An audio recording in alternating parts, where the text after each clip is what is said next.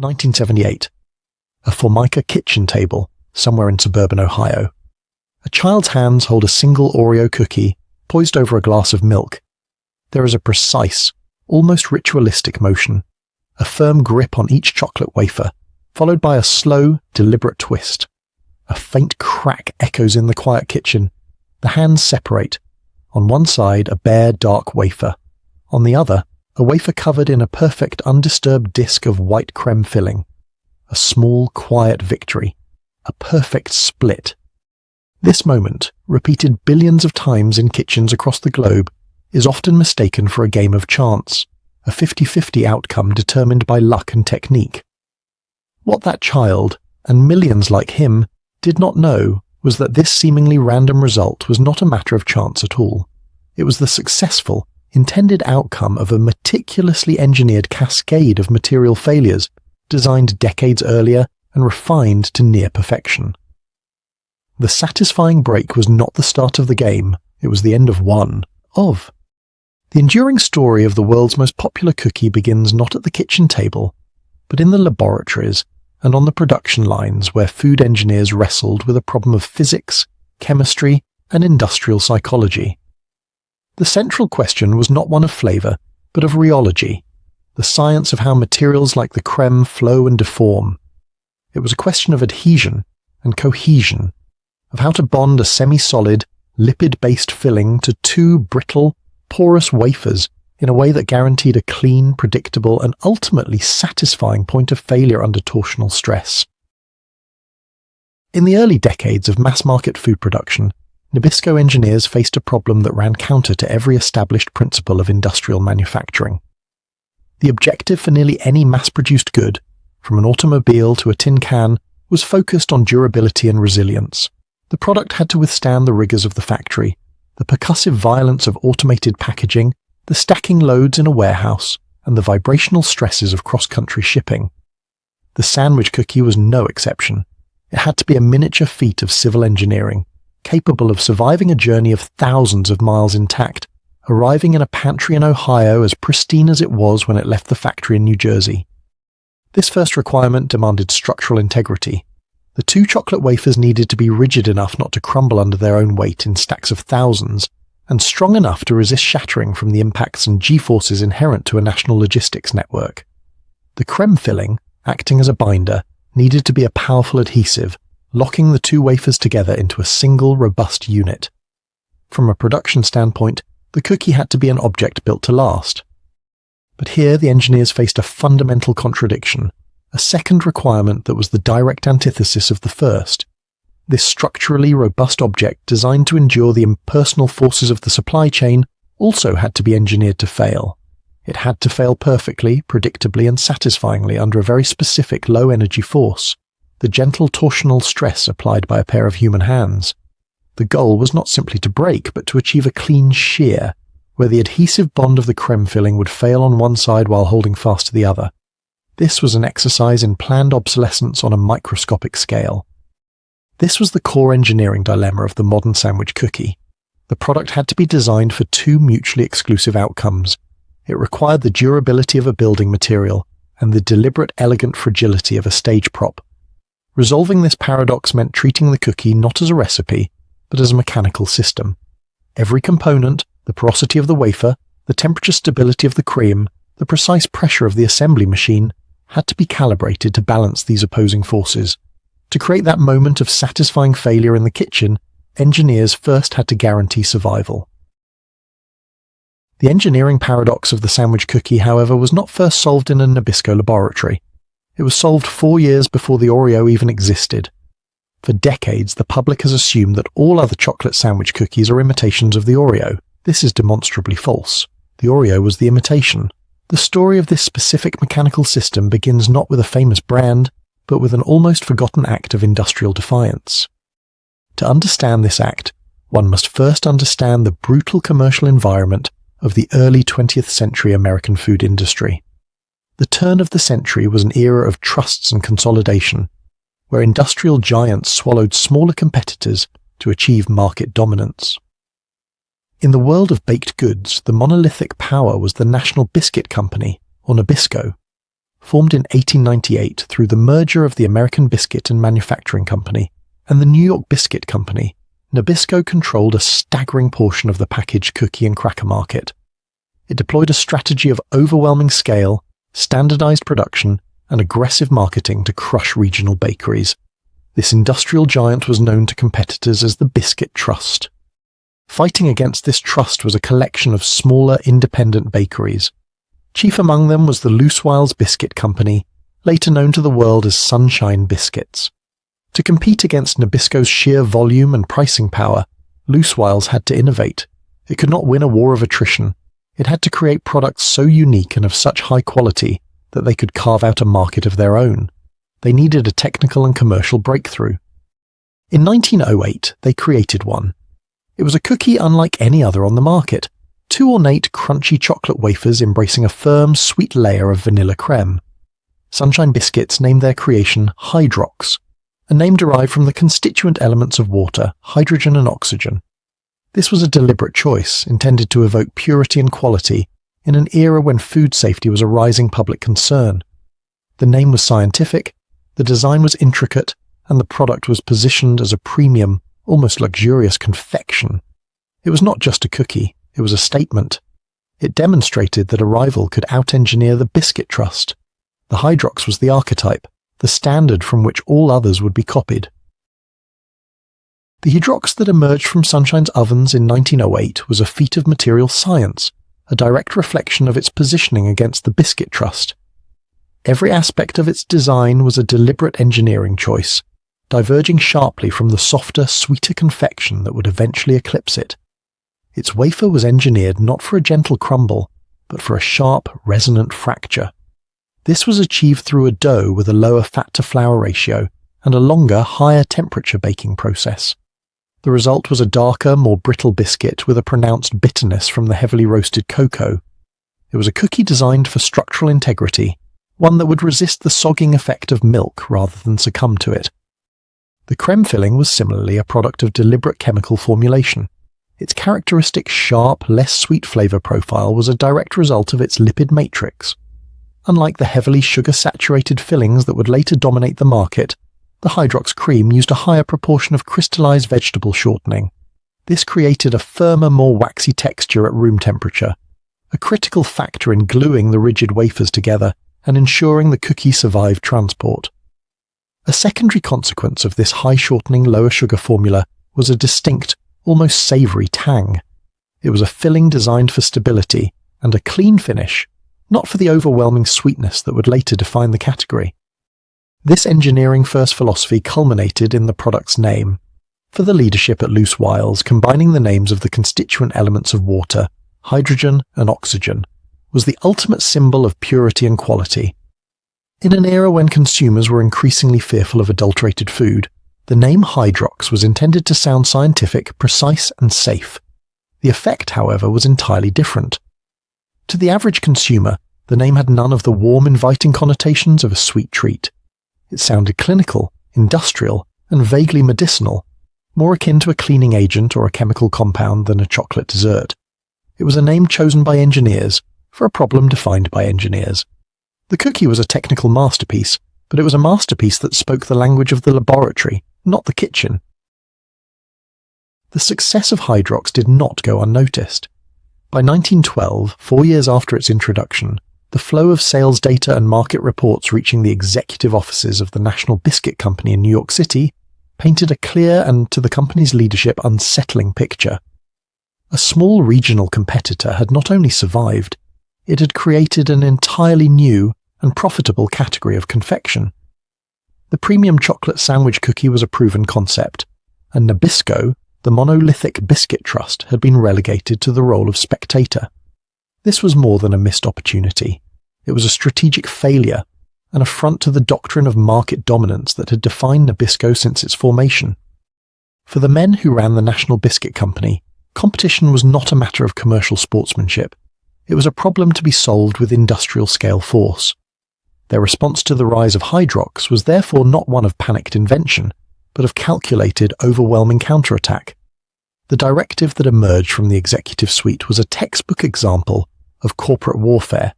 They would not simply compete with the Hydrox, they would study it, reverse engineer its appeal, correct its perceived flaws, and then deploy their own version with a force of production and marketing that Loose Wiles could never hope to match.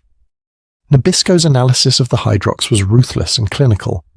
They identified its core strength, the novel, high-contrast experience of a dark chocolate biscuit paired with sweet creme. But they also identified what they considered critical weaknesses. As detailed in the previous section, the Hydrox wafer was hard and brittle, with a bitter flavor profile. Its creme was firm and waxy. Its name, Hydrox, sounded more like a disinfectant than a dessert. Nabisco's leadership saw these as engineering-driven decisions that ignored the psychology of the mass-market consumer. They were vulnerabilities to be exploited. The plan was set. Nabisco would imitate the form but fundamentally alter the substance. The new product would have a chocolate wafer, but it would be softer, engineered to be more porous and with a higher sugar content for a sweeter, less bitter taste. Its creme filling would be formulated not for maximum stability, but for maximum palatability, softer, sweeter, and more yielding. Finally, it needed a name that was not clinical or scientific, but warm, memorable, and easy to pronounce. The goal was not to create an alternative to Hydrox, but to create its replacement, a version so perfectly attuned to the popular palate that it would become the definitive standard. The industrial avalanche was about to begin. The directive, arriving from Nabisco's executive suite in early 1912, was handed to the company's top food chemists and mechanical engineers. They were given physical samples of the Hydrox, market reports detailing its sales, and what amounted to an order of battle. The task was not imitation, but annihilation. Their mandate was to create a cookie that would not just compete with Hydrox, but render it obsolete by targeting the very characteristics that made it an engineering success but a marketing liability. It was an assignment in weaponized food science. The project began with a forensic deconstruction of the Hydrox. Nabisco's team identified the three core components of the competitor's design: its wafer, its creme, and its name. Each was to be attacked and re-engineered not for technical purity, but for maximum sensory appeal to the broadest possible audience. The Hydrox wafer, a product of a low-fat dough and a high-temperature bake, was hard and brittle. Nabisco's directive was to create a wafer with a higher cocoa and sugar content, making it demonstrably sweeter, and a different fat formulation to produce a more tender crumb. It was a move away from structural integrity and toward palatability. Next came the cream. The Hydrox filling, with its high proportion of crystallized vegetable shortening, was chemically stable and firm, a perfect adhesive for its rigid wafers. The Nabisco team was instructed to reverse this priority. Their new cream would prioritize mouthfeel. It required a softer, more pliable texture at room temperature and a higher sugar-to-fat ratio, producing an immediate, unambiguous sensation of sweetness. The science was shifting from chemistry to rheology, the study of flow, with the goal of creating a filling that was not just a binder, but the primary payload of the eating experience. This was the fundamental departure from Sunshine's philosophy. The Loose Wiles engineers had asked, how can we build the most durable, high-quality cookie? The Nabisco engineers were now being asked, what do people actually want to eat? Every decision was subordinated to a new metric: mass market desirability.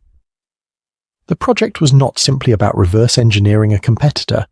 It was about reverse engineering the consumer's subconscious desire for sweetness, texture, and even sound. The industrial machine was being turned to the task of creating not just a product, but a craving. The first front in this commercial war was the wafer. The team at Nabisco correctly identified the Hydrox wafer not as a flawed product, but as a product built for a different purpose. Its crispness and pronounced bitterness were the intended results of a low-fat, high-bake recipe designed for structural integrity. To defeat it, Nabisco's engineers had to weaponize a different branch of chemistry. The solution was not a new baking technique, but the industrial application of a process that had existed for nearly a century.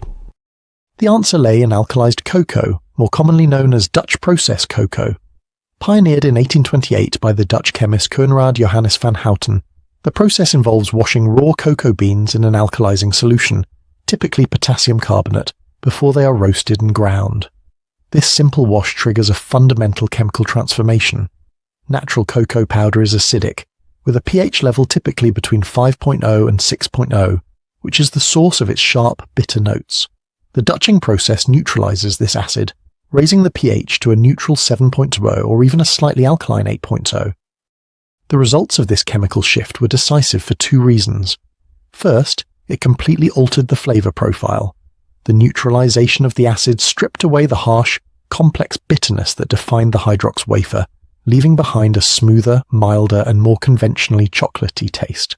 This was a direct appeal to a broader, and particularly a younger, consumer base, whose palates are far more receptive to sweetness and less tolerant of bitterness.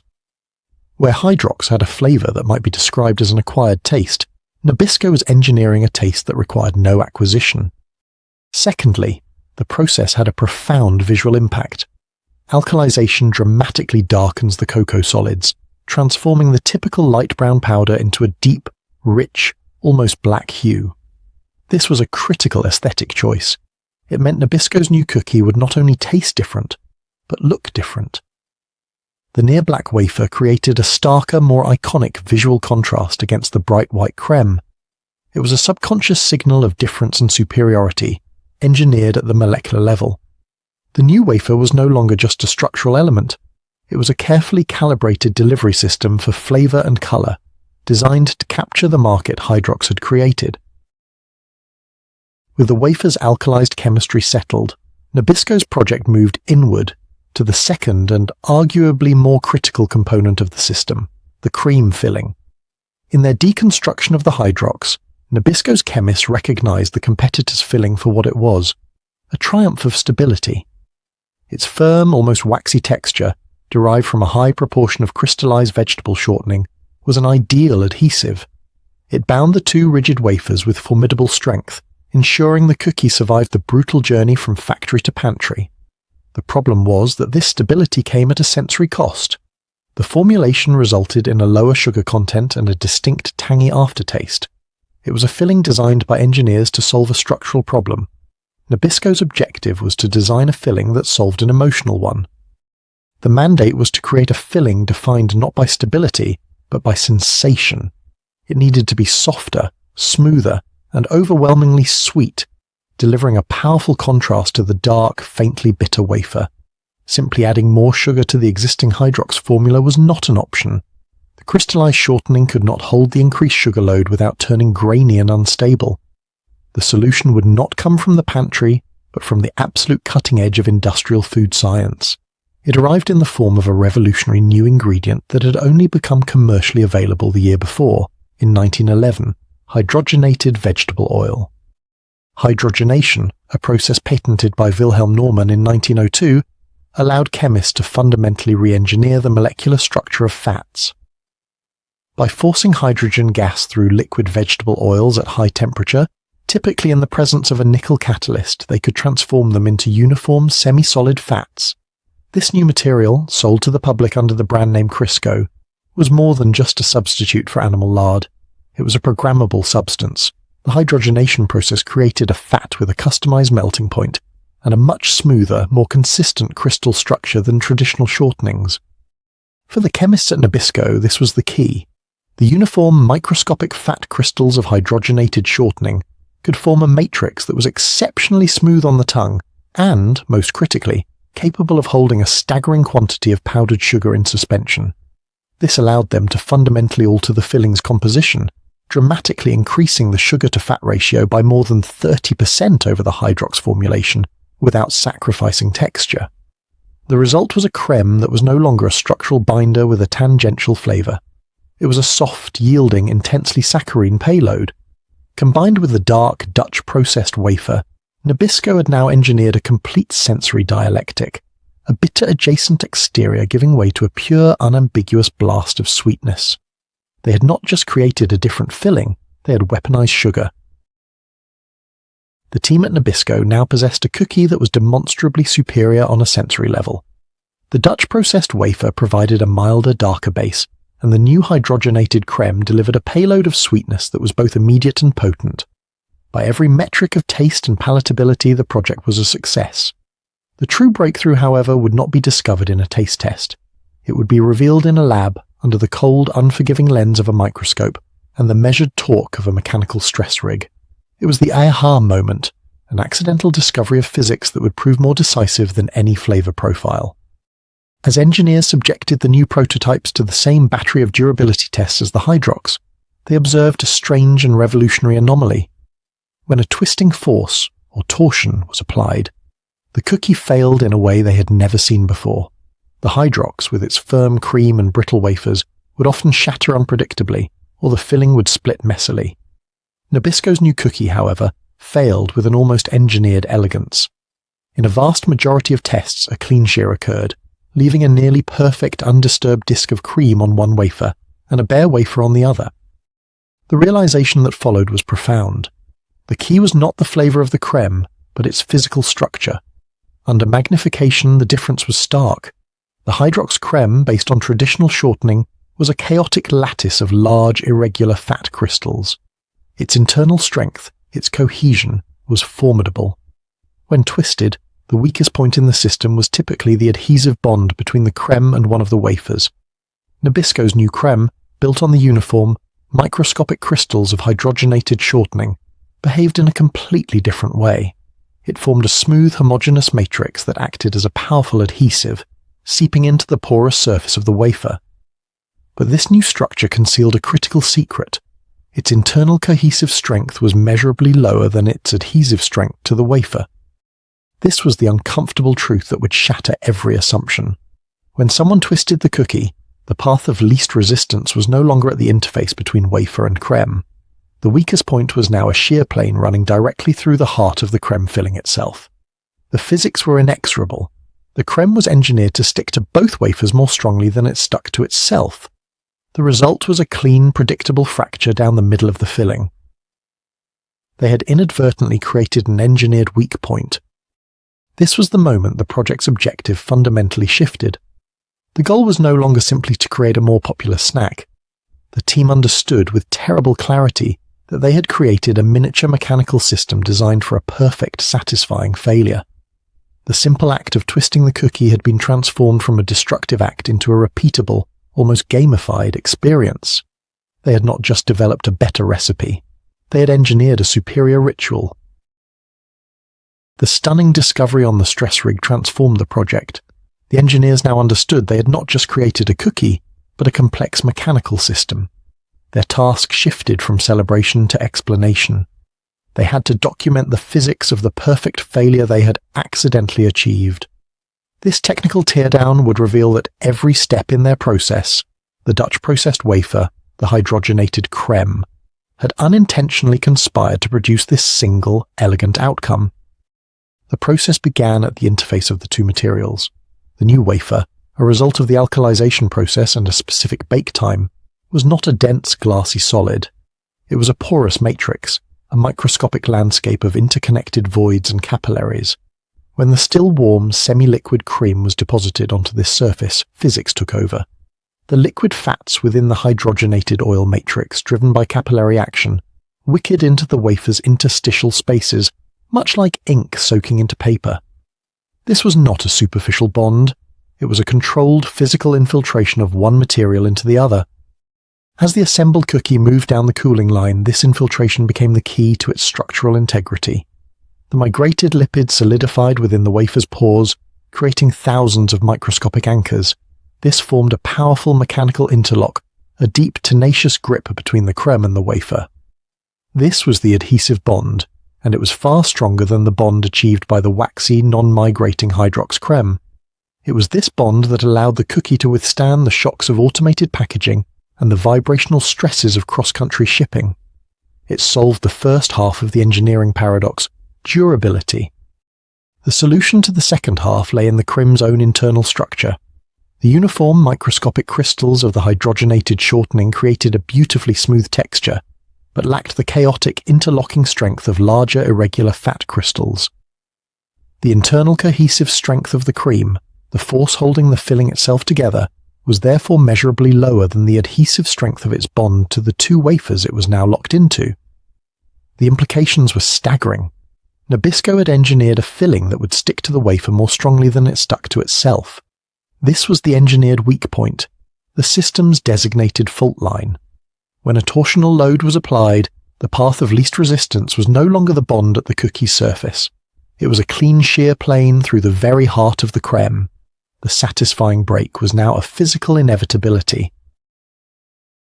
The discovery of the creme's engineered weak point was a watershed moment, but it represented only one side of the mechanical equation.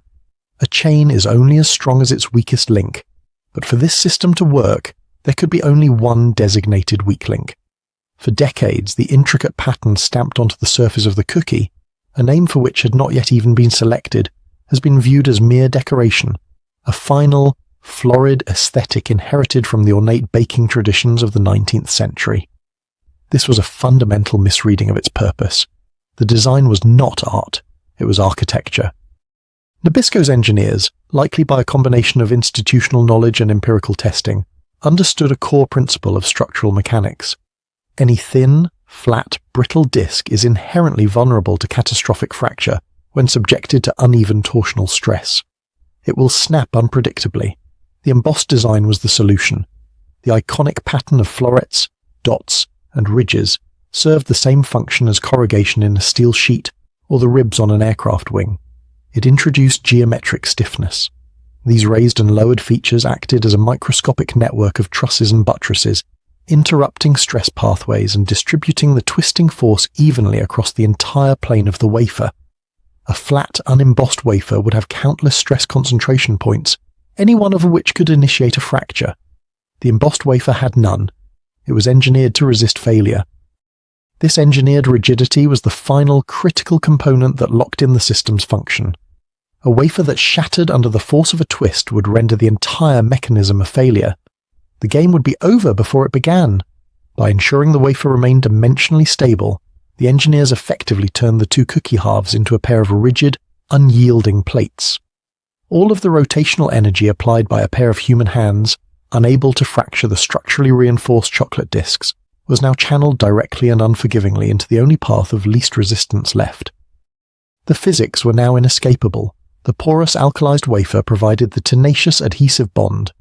The smooth hydrogenated creme provided the weaker cohesive bond, and the embossed pattern ensured the wafers themselves would not break, forcing the inevitable failure to occur precisely along the shear plane running through the center of the filling. The wafer had to be strong so that the cream could be weak. This was the masterstroke that transformed a simple baked good into a predictable, satisfying, and iconic mechanical experience.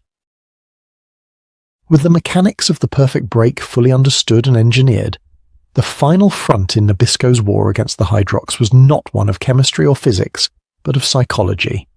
The product was complete, a precisely calibrated system of wafer and creme designed for sensory and mechanical satisfaction. But a product without a name is an anonymous commodity. For the men in Nabisco's executive suite, the name was not a label. It was the final, and perhaps most decisive weapon in their commercial arsenal. Where the engineers at Sunshine Biscuits had chosen a name to communicate technical purity, Nabisco needed a name designed to conquer the consumer's mind. The name they chose, for which the trademark was filed on March 14, 1912, was Oreo. The true origin of the name remains one of the great unresolved mysteries of food marketing, a subject of persistent but unprovable speculation. One theory suggests it comes from the French word for gold, or reflecting the original gold-coloured tins. Another posits it derives from the Greek word for mountain, oros, perhaps a nod to an early mound-shaped prototype.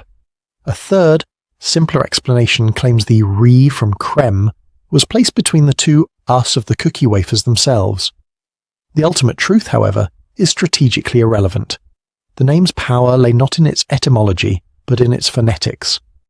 The contrast with their target was stark and devastating. Hydrox, a portmanteau of hydrogen and oxygen, was a name born in a laboratory. It began with a hard consonant, contained a harsh cluster of dotter, and ended with the voiceless, almost hissing K's sound. The name was acoustically and aesthetically sterile, sounding more akin to a cleaning agent or a water purification tablet than a sweet, comforting dessert. It was a name that required explanation. Oreo, by contrast, required none. Oreo was sonorous.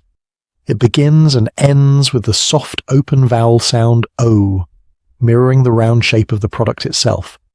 The liquid R sound in the middle creates a gentle rolling quality. It is symmetrical, simple, and crucially, easy for a child to pronounce. It held no prior meaning, making it a blank slate upon which Nabisco could project every desired feeling of fun, comfort, and ritual. Hydrox was a name you read. Oreo was a name you felt. The industrial juggernaut now had not just a superior product for the mass palate, but a superior brand. The battle was already shifting from the grocery shelf to the subconscious. Having engineered a superior sensory experience, a revolutionary mechanical function, and a psychologically potent name, the team at Nabisco had created the perfect weapon. But a weapon design is not a victory. The true war against Hydrox would not be won in the lab or the marketing office. It would be won on the factory floor through the deployment of Nabisco's most decisive and overwhelming asset, its sheer industrial scale. The company's ability to mass produce was its true final secret weapon, and it would prove to be one that loose wiles could not counter. The first component of this industrial blitzkrieg was the high-speed rotary molder. Unlike the slower, more traditional wire cut or stamping methods used by smaller competitors, Nabisco's machine was a marvel of efficiency. It consisted of a massive 39-inch wide bronze cylinder, its entire surface engraved with hundreds of individual negative impression Oreo dies. This cylinder rotated at high speed against a continuous sheet of the precisely formulated Dutch processed dough. As the dough was forced into the dies, a knife edge scraped away the excess, and the perfectly formed wafers were then extracted by a conveyor belt running underneath. A single one of these machines could stamp out more than 300,000 embossed wafers per hour, each one dimensionally identical to the last down to the thousandth of an inch. This wasn't merely baking, it was ammunition manufacturing. The second, equally critical machine was the creme depositor. As the perfectly uniform wafers travelled from the cooling conveyor, a synchronized machine applied the filling. This was not an imprecise smearing process. A large stencil with hundreds of circular cutouts perfectly aligned with the wafers below would lower. An array of nozzles would then extrude a precisely metered volume of the hydrogenated shortening cream, calibrated to within 1/10 of a gram, through the stencil and onto every other wafer.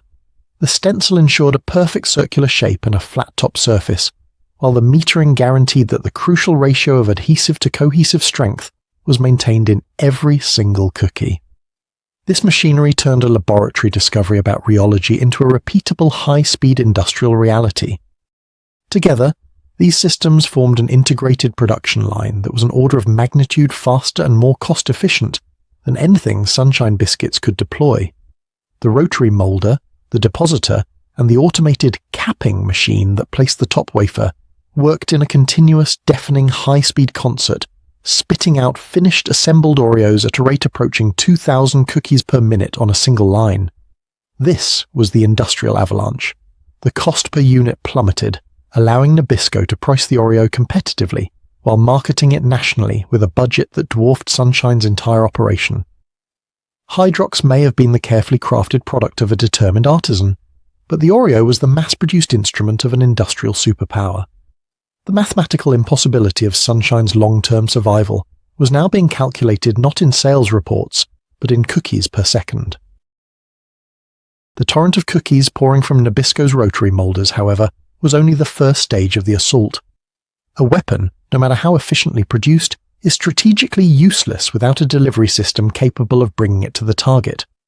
And the final, decisive battlefield in this commercial war was not the factory floor, but the 10,000 miles of railroad tracks, the dusty roads, and the grocers' shelves of the American continent. Here, Nabisco would deploy an advantage so overwhelming, it rendered all of Sunshine's careful engineering almost irrelevant. This advantage was a vast pre-existing national distribution network. It had not been built for the Oreo. It had been forged over 14 years of commercial warfare, built to ensure the coast-to-coast dominance of flagship products like the Anida Biscuit and Nabisco Saltines. By 1912, the National Biscuit Company commanded a logistical empire comprising over 250 regional distribution hubs, a captive fleet of several thousand bright red delivery wagons, and newly acquired motorized trucks, and preferential freight rate contracts with every major railroad in the country. This system was the circulatory system of a commercial superpower. capable of moving millions of units from factory to shelf with clockwork precision. In stark contrast, the operational footprint of the Loosewhiles Biscuit Company was a regional affair. With a network of fewer than 60 depots concentrated heavily in the American Midwest, Sunshine Biscuits could effectively command the grocery shelves of St. Louis, Missouri, but possessed a negligible presence in Boston, Massachusetts, or San Francisco, California. They were a formidable regional power fighting a true national one, and the launch of the Oreo exposed this disparity with brutal clarity. The Oreo did not have to slowly build a distribution network.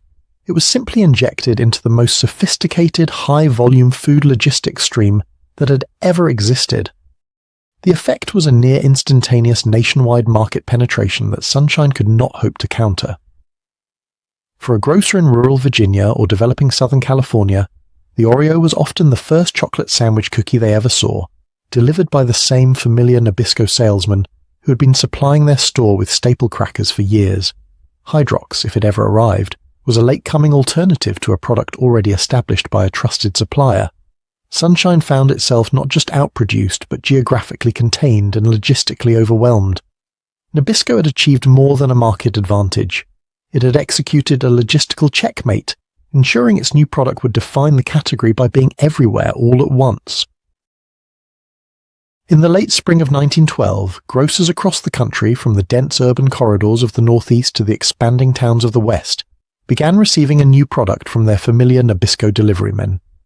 It did not arrive in a small consumer-focused box. It arrived in large square bulk tins, often painted gold, their lids stamped with a single unfamiliar name, Oreo Biscuit. Inside, the cookies were sold not by the count but by the pound, priced at a carefully calculated 30 cents, a price point that signaled mass-market ambition. This was a direct communication to both the merchant and the consumer. This was not a niche, premium confection. This was a high-quality staple, produced at a volume that made it accessible to all. The strategy was a masterclass in market capture, a direct exploitation of the vulnerabilities Nabisco had identified in the Hydrox. Where Hydrox positioned itself as an exclusive, almost fussy item with a scientific-sounding name, the Oreo was presented as a democratic luxury. The bulk tin sales method was familiar to customers who bought crackers and other dry goods by weight. The price point placed it firmly within the budget of the average American household. The marketing was not about purity or chemical composition. It was about abundance, affordability, and the simple promise of a new, delicious chocolate sandwich cookie. The effect was a commercial shockwave. The near-instantaneous nationwide availability achieved through Nabisco's logistical empire meant that for millions of Americans, the Oreo was not an alternative to the Hydrox. It was the original. The name, easy to say and remember, entered the consumer lexicon with startling speed. Reports flowed back to Nabisco headquarters of tins emptying out and grocers placing reorders at an unprecedented rate. The industrial avalanche, having been set in motion on the factory floor, was now burying the retail landscape. From the perspective of the Loosewhiles Biscuit Company, the situation was catastrophic. Their carefully engineered Hydrox, which had taken 4 years to carve out its niche market, now faced a direct competitor on every shelf it occupied, and on thousands of shelves it had never managed to reach. This new rival was not just more widely available, it was engineered to be sweeter, softer, and packaged in the simple psychological genius of its name. The fight was no longer a regional skirmish over a specialty product. With the launch of the Oreo, Nabisco had declared total war, transforming the very category Hydrox had invented into a nationwide battle for dominance. A battle that Sunshine Biscuits was now, from a standpoint of production, logistics and marketing, mathematically unprepared to win. The battle that erupted on the nation's grocery shelves in 1912 was therefore not a simple contest between two competing products. It was a direct head-on collision between two fundamentally irreconcilable industrial philosophies. It was a war between the inventor and the perfecter. On one side stood Hydrox, the creation of the Loosewhiles Biscuit Company. This was the philosophy of the first mover, the engineering purist. Their central question was one of physics and material science, how to construct the most structurally sound, highest quality version of this new food object. The result was a technical masterpiece, a wafer engineered for a crisp, resonant fracture, a cream formulated for maximum chemical stability, a name chosen to communicate scientific purity. Hydrox was the archetype, the work of artisans who had brilliantly solved the problem of creating a durable, premium confection. They had invented a category by perfecting the object. On the other side was the Oreo, the weapon of the National Biscuit Company. This was the philosophy of the industrial perfecter, an entity whose central question was one of psychology and mass-market conquest. How to engineer not the most durable object, but the most craved experience. Nabisco's approach was a clinical, systematic reversal of every decision made by loose wiles. They softened the wafer for palatability, re-engineered the cream for a blast of sweetness, turned an accidental mechanical flaw into an addictive ritual, and chose a name for its phonetic appeal.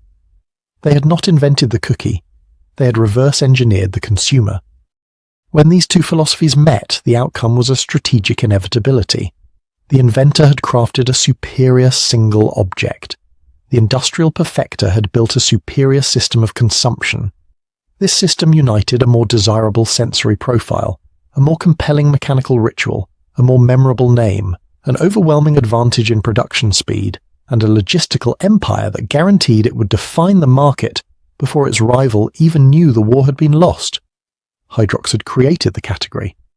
But the Oreo, by understanding the mechanics of desire as deeply as the mechanics of production, was engineered to conquer it. This system of consumption, unleashed upon an unsuspecting market, proved to be Nabisco's psychological masterstroke. The victory was secured not simply when sales figures surpassed those of Hydrox, but when consumers, particularly children, began to instinctively interact with the cookie in a way that its physical design had preordained.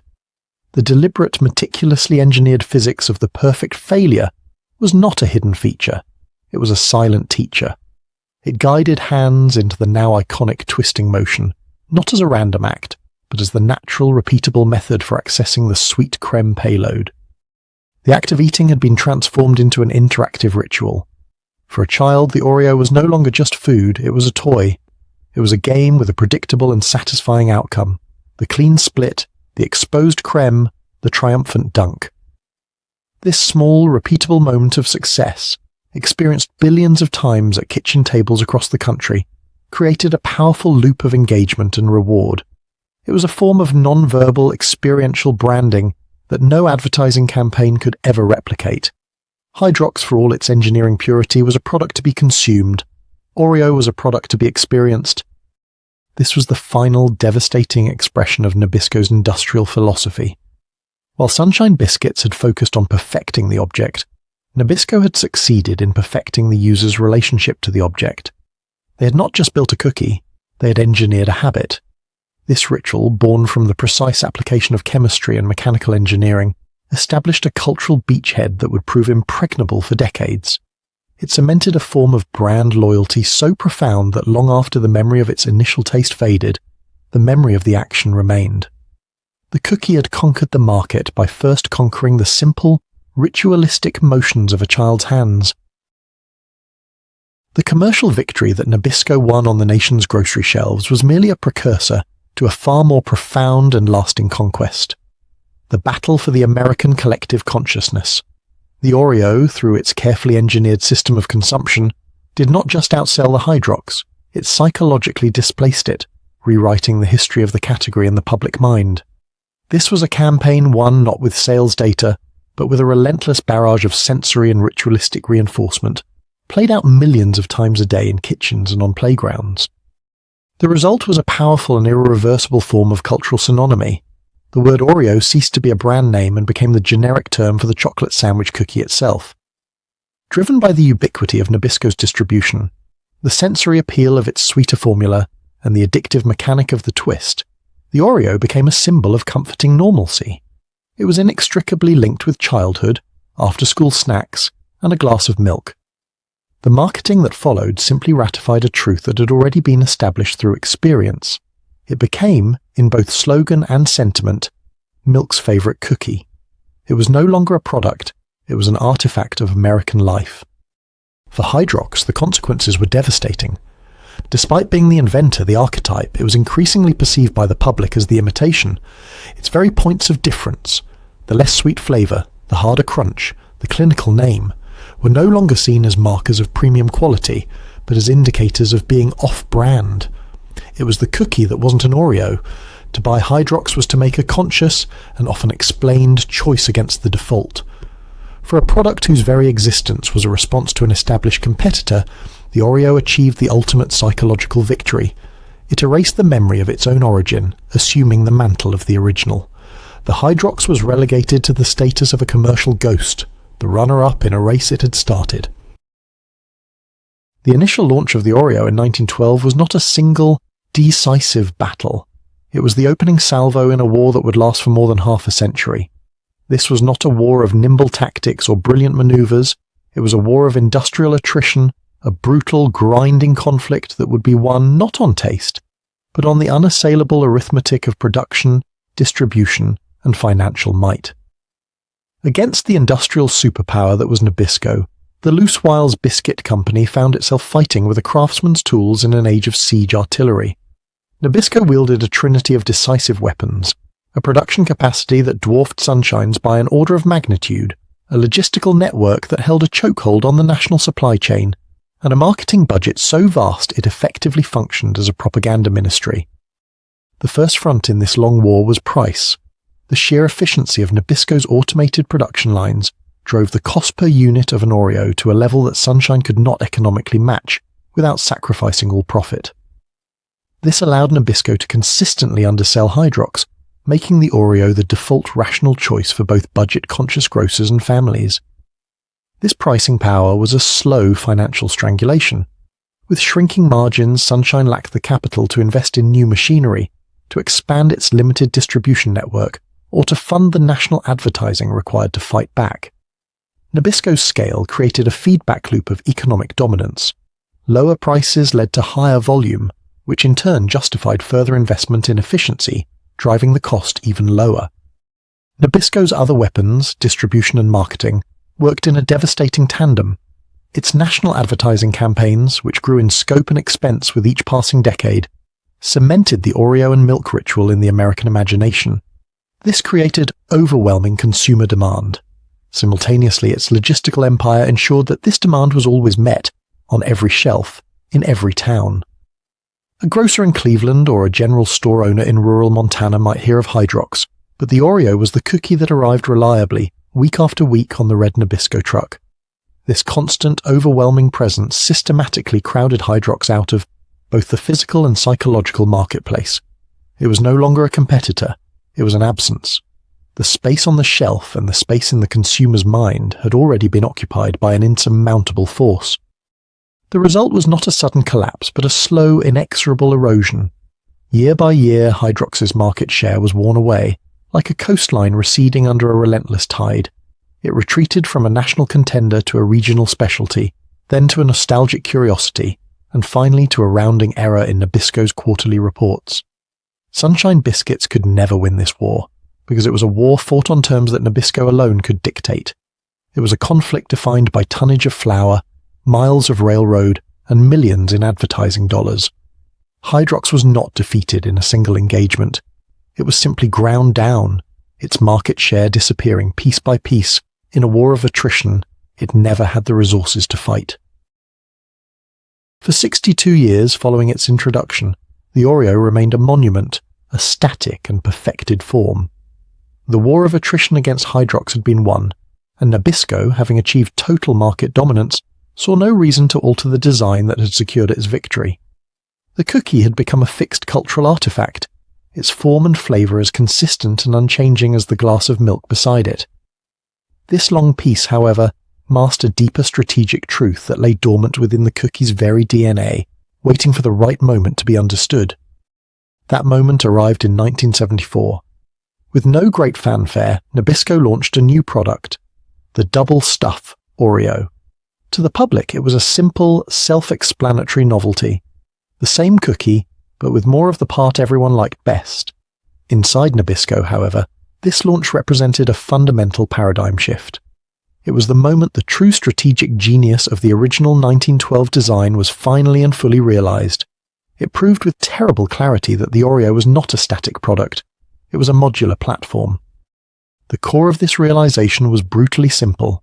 The decades of engineering had perfected not one thing, but two independent, interchangeable components, the wafer and the creme. The Dutch-processed, embossed wafer was a standardized, mass-produced structural element. The hydrogenated high-sugar creme was a standardized, mass-produced payload. The double stuff was not a new invention. It was merely a change in the variable.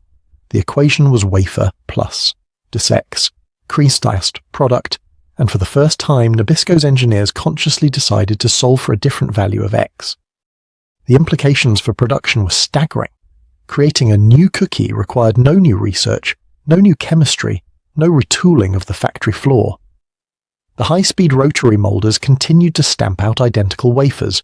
The only change required was a minor calibration adjustment to the cream depositors, extending the duration or pressure of the extrusion to dispense a larger volume of filling. The research and development cost was effectively zero. The capital expenditure was nil. This was the ultimate strategic implication of the Oreo's design. An industrial system capable of generating near-endless novelty at virtually no additional cost. Nabisco had not just created a cookie, it had created an infinitely variable product line disguised as a single item. The long war of attrition concluded not with a bang, but with a signature on a page. In 1996, what remained of the Sunshine Biscuits empire was absorbed into the Keebler company. The Hydrox, once a symbol of defiant innovation, was now just another line item on an acquisition balance sheet, a legacy asset inherited by a new corporate parent. The company that had invented the chocolate sandwich cookie no longer existed as an independent force. The industrial superpower had not just defeated its rival, it had outlived it. For the marketing executives and food scientists at Keebler, the Hydrox presented a perplexing strategic dilemma. Keebler was no small regional bakery. They were the number 2 cookie and cracker manufacturer in the United States, a formidable player with a vast distribution network and the potent marketing iconography of the Hollow Tree Elves. And yet, when they analyzed the Hydrox brand, they encountered a problem their considerable resources were not equipped to solve. The issue was not one of product quality, price, or availability. The problem was one of identity. Market research and focus groups returned the same brutal verdict with devastating consistency. To the overwhelming majority of consumers, Hydrox was a fake Oreo. Armed with this uncomfortable truth, Keebler attempted a series of tactical revivals. They redesigned the packaging. They tweaked the marketing to emphasize Hydrox's status as the original. They even, in a moment of strategic desperation, briefly reformulated the cookie to more closely mimic the sweeter, softer profile of the Oreo, a move that only served to alienate the cookie's small core base of loyalists while failing to convert anyone else. Each effort was a catastrophic commercial failure. They were fighting against more than a competing product. They were fighting a synaptic shortcut in the collective brain of the American consumer. Marketing the Hydrox as the original was like trying to convince the public that adhesive bandages was the proper name for a Band-Aid. The battle for the lexicon had been lost decades prior. The cycle became a grim, predictable ritual. Faced with sagging sales figures that could not justify a national production run, the cookie would be quietly discontinued. A small but vocal outcry from nostalgic fans would follow, generating a brief flurry of media interest. This would prompt a limited-time classic re-release, which would debut to a flash of interest before sales once again tapered off into unprofitability. The mathematical reality was unavoidable. The market for Hydrox was no longer large enough to sustain itself within a modern, high-volume food logistics system. The fate of the Hydrox was thus sealed, not by a single corporate decision, but by the accumulated weight of 80 years of industrial and cultural dominance by its rival. It was systematically pushed from the shelf to the specialty aisle, then to the online store, and finally into the realm of historical memory. It exists today as a testament to a fundamental law of commercial warfare. Inventing a category is not the same as owning it. The Oreo's ultimate victory was not just in conquering the market, but in conquering the narrative itself, cementing its own origin story as the official history and condemning the true original to the status of a footnote. The archetype had become the afterthought. The narrative of Hydrox's fall into commercial obscurity can be told through anecdotes and marketing postmortems, but the truest, most brutal history of this conflict is not written in words. It is written in numbers. To view the internal production and financial records of Nabisco and Sunshine Biscuits side by side is to watch a predetermined outcome unfold with the cold logic of an astronomical chart. The story of Oreo's victory is a story of 3 graphs, each telling the same tale of overwhelming asymmetrical force. The first graph plots annual production capacity. As late as 1960, the entire Sunshine Biscuits operation, across all its product lines, could manufacture approximately 1.4 billion individual cookies and crackers per year. In that same year, Nabisco's network of bakeries dedicated solely to Oreo production had a documented capacity of over 9.5 billion cookies. This was not a competitive gap, it was a chasm. It meant that for every one Hydrox cookie Sunshine could theoretically produce, Nabisco could manufacture nearly 7 Oreos, flooding the national supply chain with a volume its rival could not even begin to approach.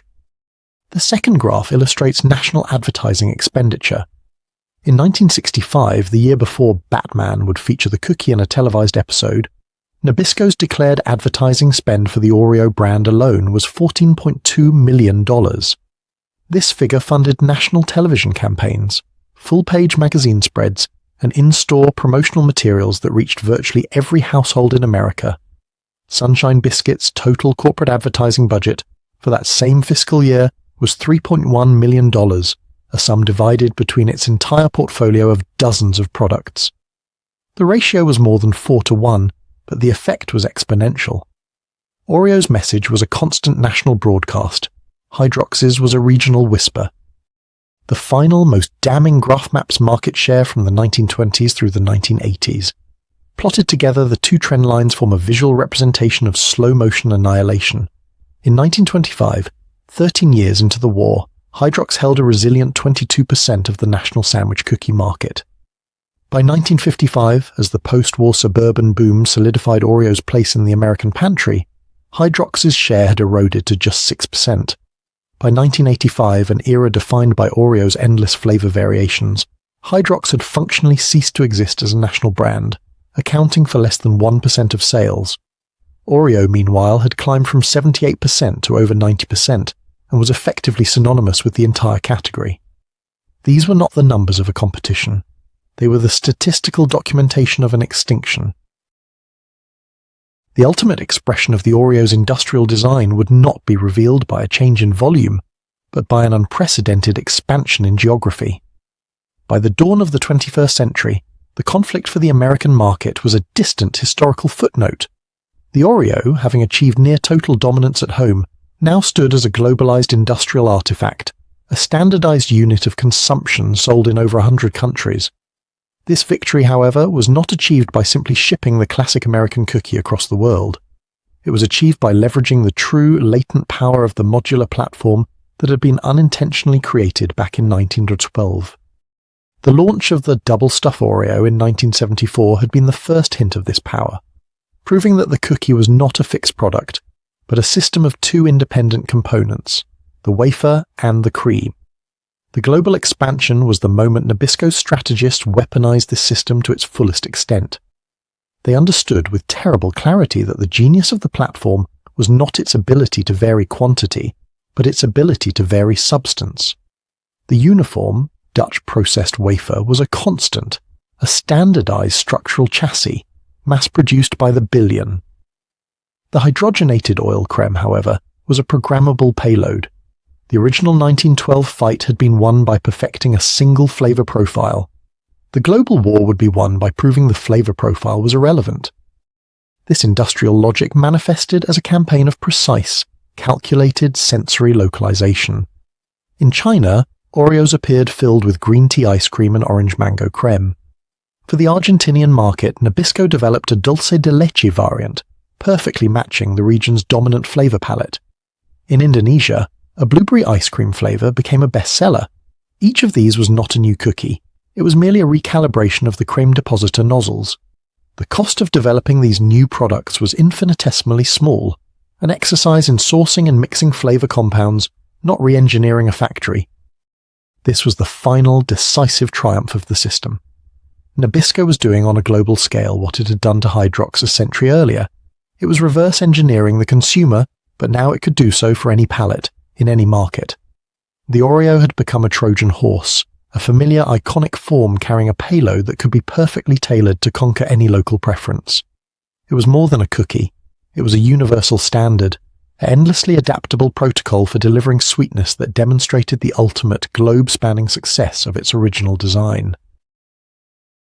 For 90 years, the secret of the perfect twist remained a piece of industrial lore, an anecdote of accidental genius passed down within the engineering halls of Nabisco. The understanding that the cookie's behavior was a function of warring cohesive and adhesive forces was a piece of inherited, unproven knowledge. The world ate the cookie, but the company owned the physics. Then, in 2022, the problem was taken from the kitchen table and placed onto a laboratory bench at the Massachusetts Institute of Technology.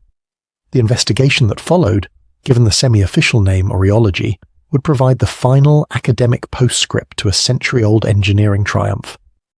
A team of mechanical engineers and physicists set out to quantify the exact mechanics of the cookie's failure under torsional stress. Using a laboratory rheometer, a high-precision instrument designed to measure precisely how liquids, suspensions, and semi-solids flow and deform, they subjected the Oreo to a battery of controlled tests. The cookies were mounted to the device's parallel plates, which then applied a gradual rotational shear at a constant velocity, mimicking the slow twist of a human hand with the unvarying accuracy of a machine. High-speed cameras and complex sensors recorded every microfracture and stress distribution, generating terabytes of data on what, exactly, happened in the split second of failure. The quantitative results confirmed, with absolute scientific certainty, what the Nabisco engineers of 1912 had discovered by observation. The game was, and had always been, rigged. The study demonstrated that the creme's rheology, its specific flow and deformation characteristics, was the single governing variable.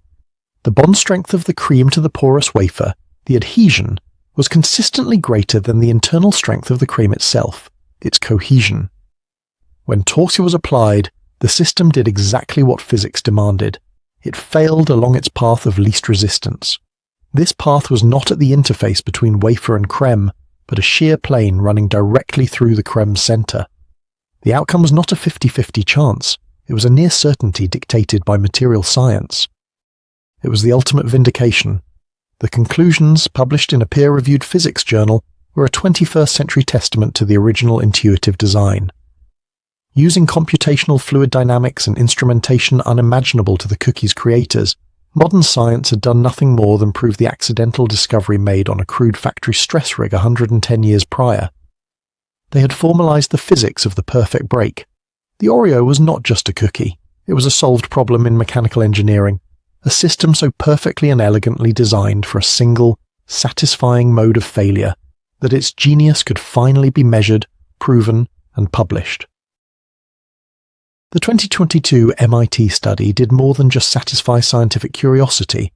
It wrote the final, definitive chapter in a story that began not with physics, but with industrial warfare. The data from the rheometer, the precise measurements of strain, stress, and fracture mechanics, was the ultimate impartial confirmation of the accidental genius of 1912. It proved, in the explicit language of numbers, that the satisfying twist was never a game of chance. It was a physical inevitability, a consequence of a system where a creme was engineered to stick to the wafer more strongly than it stuck to itself. This mechanical ritual, which for generations felt like a small, personal victory at the kitchen table, was in fact the predetermined outcome of a century-old design. This seemingly minor detail, the physics of the break, was the perfect microcosm of the entire conflict. It was the final, devastating illustration of the chasm between the two philosophies that met on the grocery shelves in 1912. The inventors of the Hydrox had set out to build a perfect object. Their wafer was stronger, their creme more stable. It was a masterpiece of structural integrity. But the engineers at Nabisco, whether by accident or by ruthless insight, had succeeded in building the perfect system. A system that integrated a more desirable sensory profile, an addictive mechanical ritual, a more memorable name, and the overwhelming force of an industrial empire that could place it, simultaneously, into the hands of an entire nation. The Hydrox was a cookie to be eaten. The Oreo was an experience to be had. In the end, the story of the Oreo is not about a cookie. It is a timeless and brutal lesson in market dynamics, a case study in how victory is achieved not always by the inventor, but by the perfecter. It demonstrated that success is not just about having a superior product, but about understanding the complex interplay of industrial scale, logistical supremacy, consumer psychology, and experiential design. Hydrox created the category, but Oreo conquered the narrative. It won not by being the first, but by reverse engineering desire itself, and then building an industrial machine powerful enough to make that desire ubiquitous. The outcome was written not in a recipe book, but in the cold calculus of production capacity and marketing dollars.